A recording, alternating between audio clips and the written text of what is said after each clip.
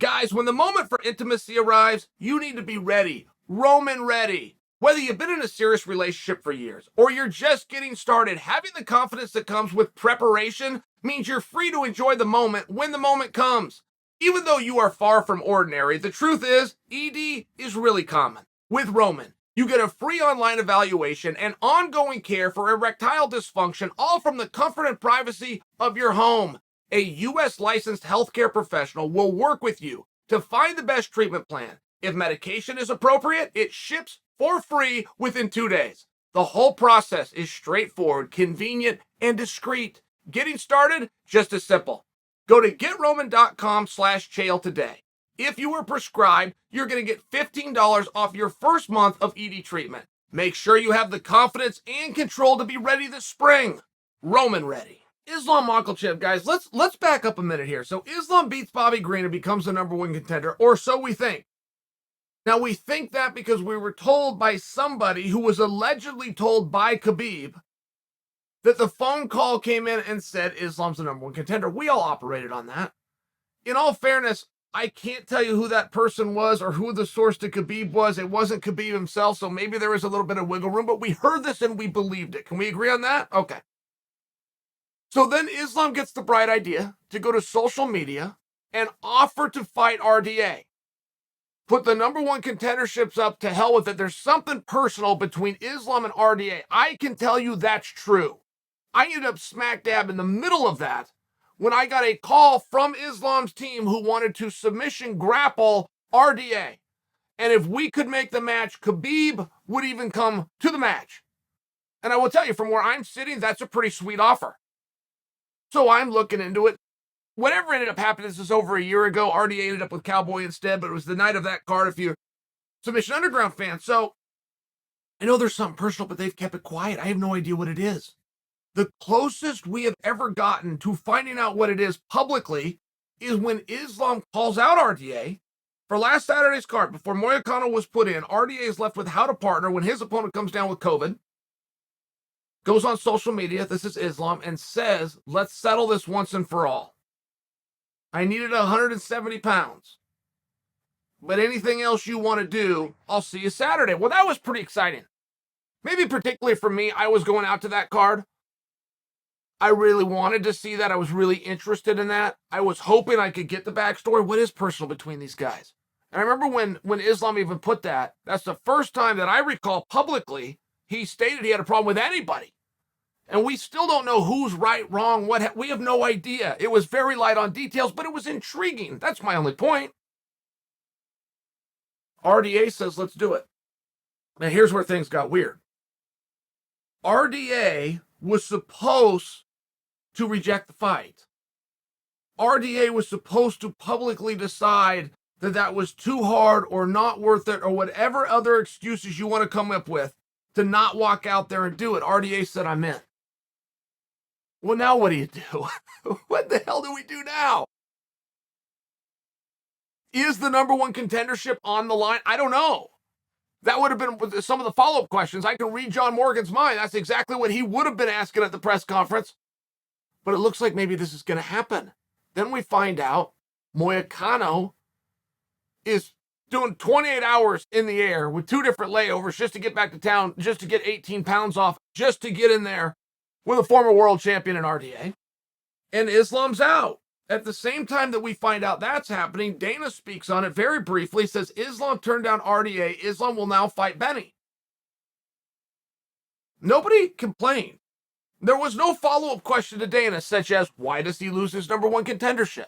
What is wrong with turning down a fight? We just weren't told these kinds of things. Now, within the UFC, you can't turn fights down. You can't turn a fight down and be the #1 contender. Do you guys understand why? The #1 contendership is meant to represent that you have cleared out the field, and the only question we have left is, are you good enough to beat the champion? That's what a #1 contender is supposed to be. So if a #1 contender turned a fight down, by virtue, they are now telling you, I'm not the guy, at least I'm not sure I'm the guy. That's why you can't turn a fight down. And there's other reasons too. In all fairness, there's a whole pie. But that's a piece of it. And Dana wasn't asked a follow-up question, but Dana didn't need to be. Because Islam didn't argue.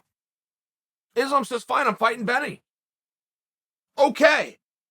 We've heard from everybody, whether we finally get it all, whether every loose end is tied up or not. There's our answer, and we accept it as a community, don't we? We move right on. We're going to have Benny to look forward to. Then Benny starts weighing in, and I'm not going to have surgery after all. I'm going to heal this leg. I'm going to go fight Islam. That's the #1 contendership. But now Islam's finally spoke about it.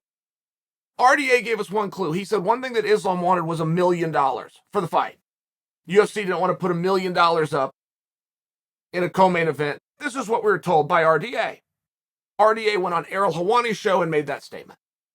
Islam now has finally spoke. And Islam was cool in the gang with all of it. He's cool not being the #1 contender. He's cool with the fight with Benny DeRouche. He's all right with the fact that he didn't fight RDA. He did not verify that he asked for $1 million. The words he used was couple small stipulations that would have been no problem for the UFC. All right. So no one's mad. But Islam went on to make another point. Islam said, this is what really caught my attention, guys. He said, if I'm going to fight Benny, and I'm fine with that, who's the champion going to fight? God damn, that's a good question, isn't it? That is a really good question.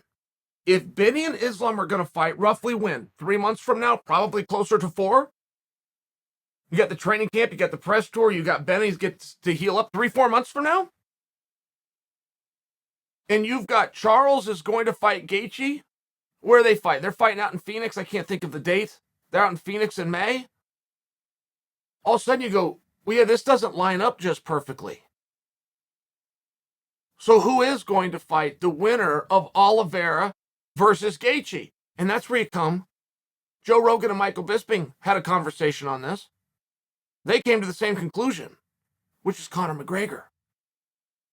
I'm a little light on that idea. I'm not in the school of thought of Conor McGregor's last fight represents his career. I'm not.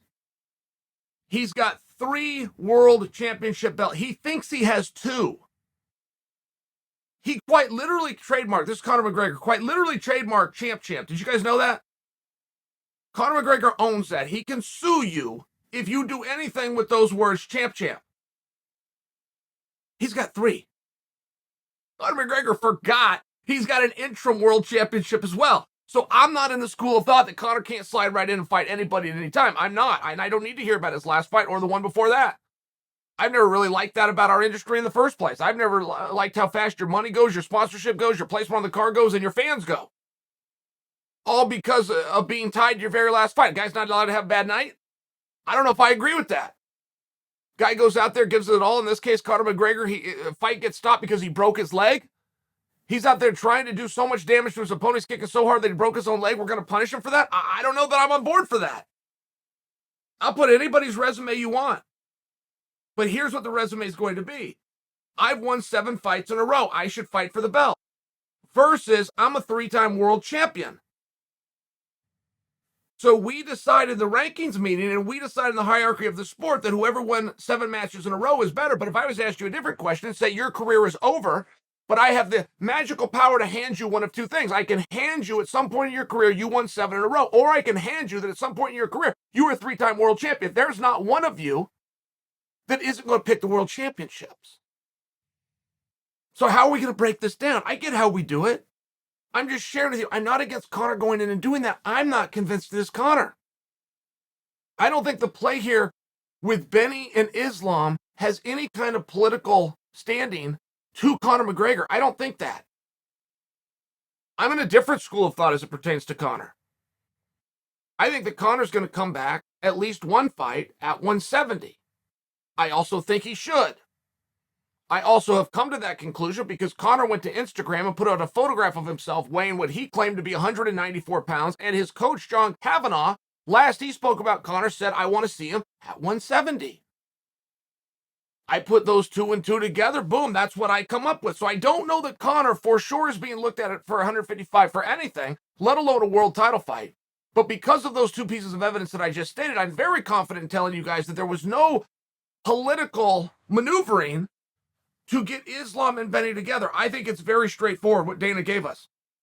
I had a #1 contender who turned down a fight that he asked for. You don't get rewarded for that. You're now going to go by the schedule that we all already agreed, which is you versus Benny. I will accept the results of that, same as I said a week ago when you guys were supposed to fight. I will look at this fight for my number one contender. Okay, seems above board to me. But it is interesting. I'll concede to that. It is very interesting. It's very interesting how we got here. I personally really like Islam's attitude. I think most guys would have had real sour grapes. I think they'd be coming out, they'd be throwing mud, they'd be screenshotting text messages, they'd be real jerks about it. I think Islam was pretty cool. Yeah, I'll fight Benny. That's fair. That's what I had already agreed to do. That's the guy I've always thought I had to beat to be the number one contender. No problem. I like that. But I also do like the point that Islam is making. Islam only asked one question here. He said, if it's not me and it's not Benny, who does go fight for the championship? And there's multiple answers, right, guys? I mean, there's so many things that go into making a fight. But scheduling is one of those items. So possibly the schedule does match up. It is possible. I don't know the injury of Benny. It's possible that Benny and Islam are on the same card as Gaethje and Oliveira. We don't have that information yet. It's possible. But if that were the case, boy, everything would line up just perfectly. Two guys get done the same night. You kick it on down the road. Got your semifinal here, got your championship match over here. It all works out. But for right now, for right in this moment, when we all do know that Conor is looming, Conor could fight for the world championship. I'm light on the idea. I think Nate Diaz or George Masvidal versus Conor is going to be the fight to make. I think that you even put that International Fight Week. That's what I think. But even if decision makers agree with me, there's still 20 other things that you got to do before you can get the fight into the ring. Joe Rogan and Bisping weighed in. They make a good point that it could be Conor. Conor versus Gaethje is a very interesting matchup. Conor versus Oliveira is equally as interesting, but for different reasons. Conor can win those fights. Conor can piss everybody off. Conor could throw this whole thing on his head. I don't think he's going to, but I want to hear from you. Is that what's happening here? Let's answer Islam's question. It was a real simple one. If I, Islam, am fighting Benny, who fights the winner of Oliveira Gaethje?